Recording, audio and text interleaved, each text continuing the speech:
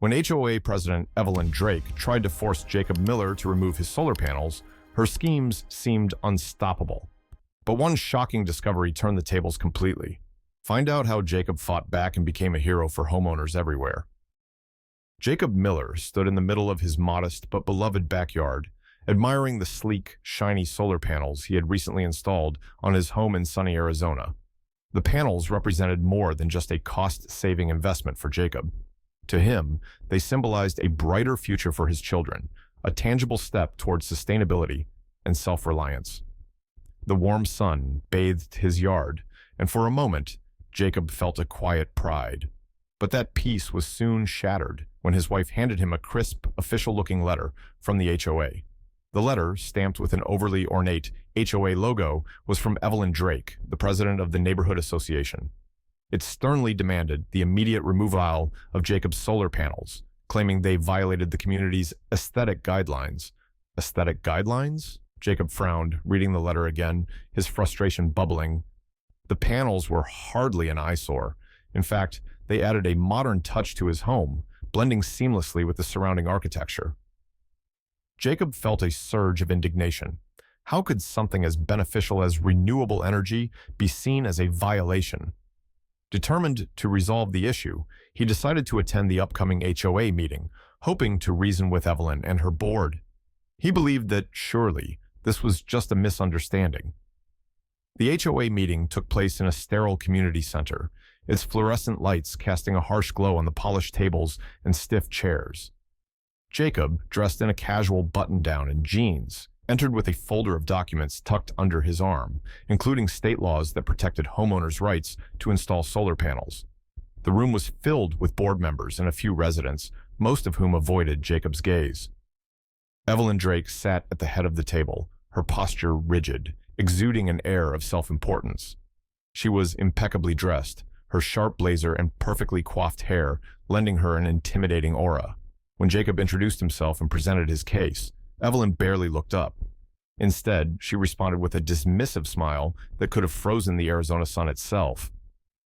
"This community has standards," she said, her tone dripping with condescension. "Your panels disrupt the uniformity we work so hard to maintain," Jacob countered calmly, citing the state's solar rights laws and emphasizing the environmental and financial benefits of his decision. But Evelyn's allies on the board exchanged amused glances, and one even let out a low chuckle. Evelyn, seemingly emboldened, leaned forward and added, "If you refuse to comply, Mr. Miller, the HOA will have no choice but to enforce the penalties outlined in our charter." The meeting concluded with the board voting unanimously to uphold the demand. Jacob walked out into the cool evening air, his frustration turning into resolve. This wasn't just about solar panels anymore. It was about standing up for his rights and protecting his family's future. For a moment, the quiet hum of cicadas filled the air as Jacob stood by his car, gripping the steering wheel tighter than necessary. "This isn't over," he muttered to himself, a fire igniting in his chest. He wasn't about to let Evelyn Drake bully him into submission. Not now, not ever.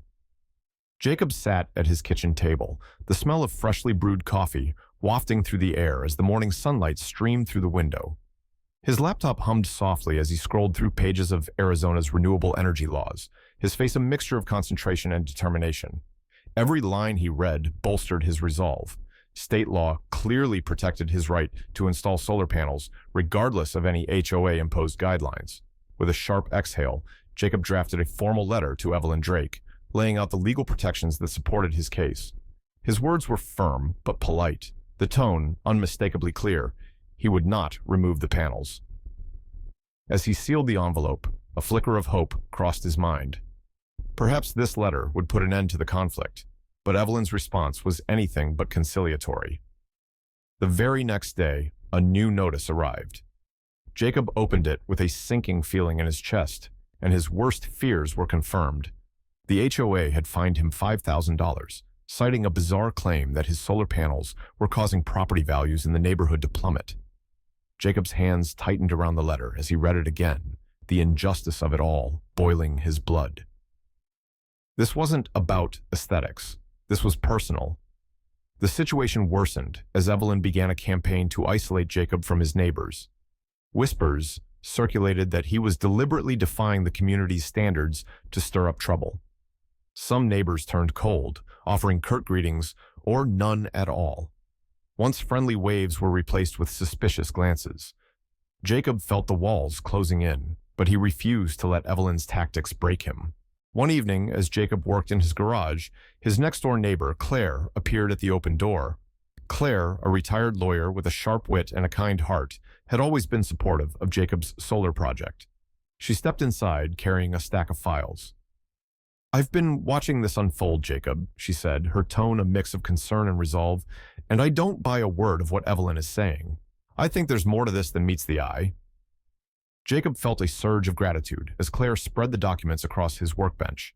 Together, they pored over HOA bylaws, Evelyn's public statements, and recent financial reports. Claire's legal expertise proved invaluable, and before long, a disturbing pattern emerged.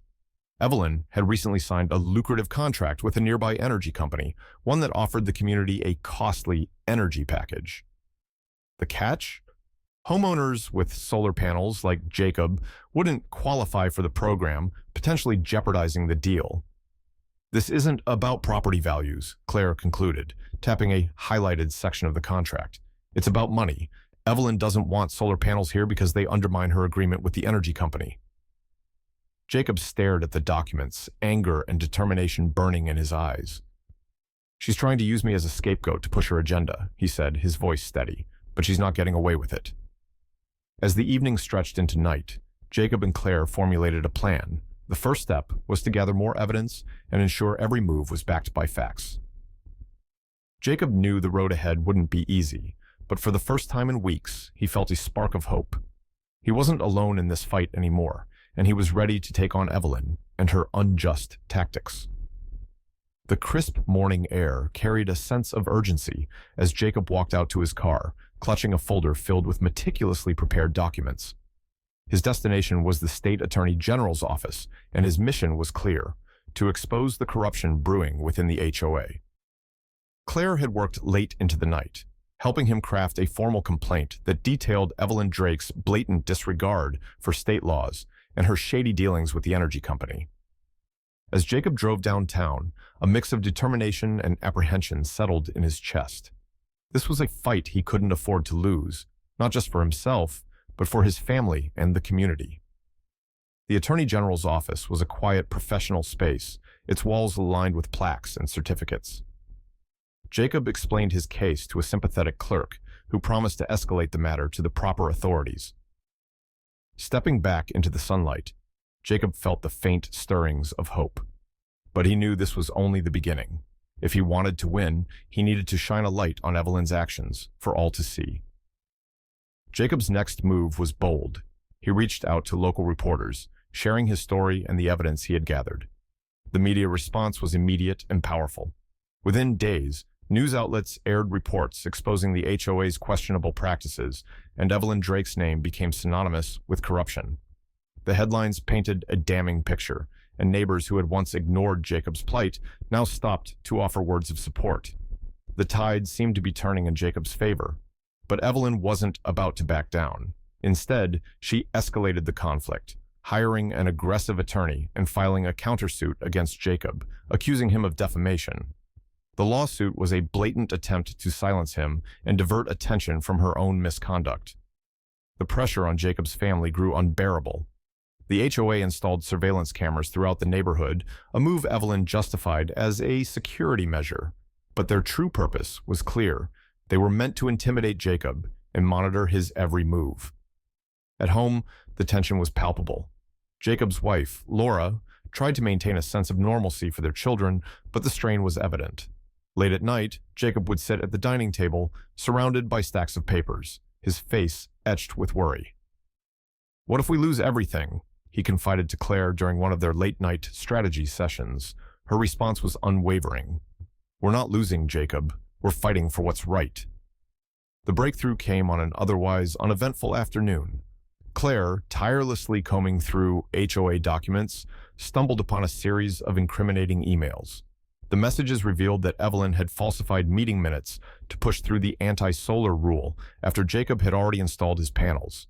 The emails were damning, showing clear intent to manipulate the HOA's regulations for personal gain. Jacob's hands trembled as he read the emails. "This is it," he said, his voice a mix of relief and disbelief. "This proves she's been lying all along." The revelation reignited Jacob's resolve. Armed with the new evidence, he prepared for the next phase of the battle.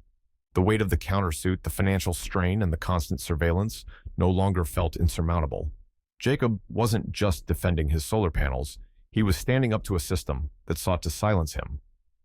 And with Claire by his side, he was ready to face whatever came next. The courtroom was packed, the air thick with anticipation. Jacob sat at the plaintiff's table, his hands clasped tightly, as his attorney organized the final pieces of evidence. Across the room, Evelyn Drake maintained a composed demeanor, but the subtle tremor in her hand betrayed her nerves. This was it, the culmination of months of stress, legal battles, and a fight for justice. The trial began with Jacob's legal team laying out their case. Every argument was precise, every piece of evidence meticulously prepared. Emails revealed Evelyn's deliberate falsification of HOA meeting minutes to retroactively impose the anti-solar rule. Financial records exposed her lucrative deal with an energy company, proving her motives were rooted in personal gain, not community welfare. The judge's sharp gaze never wavered as each document was presented. When Jacob took the stand, his voice carried the weight of the struggle he and his family had endured. "This wasn't just about solar panels," he said, his tone steady but impassioned. "This was about standing up to a system that thought it could ignore the law and bully those who resisted." Evelyn's lawyer attempted to deflect blame, arguing the HOA's actions were within its rights, but the evidence was undeniable. The judge, after a brief deliberation, delivered a decisive ruling. The HOA was ordered to rescind all fines, pay Jacob $50,000 in damages, and revise its policies to align with state laws. Evelyn herself was fined for her misconduct and immediately removed from her position as HOA president. Relief washed over Jacob as the verdict was announced. The courtroom erupted into murmurs, and a small, satisfied smile spread across his face. Claire, seated beside him, gave his shoulder a reassuring squeeze. "You did it," she whispered. The ripple effect was immediate. Media outlets covered the story, framing it as a victory against corruption.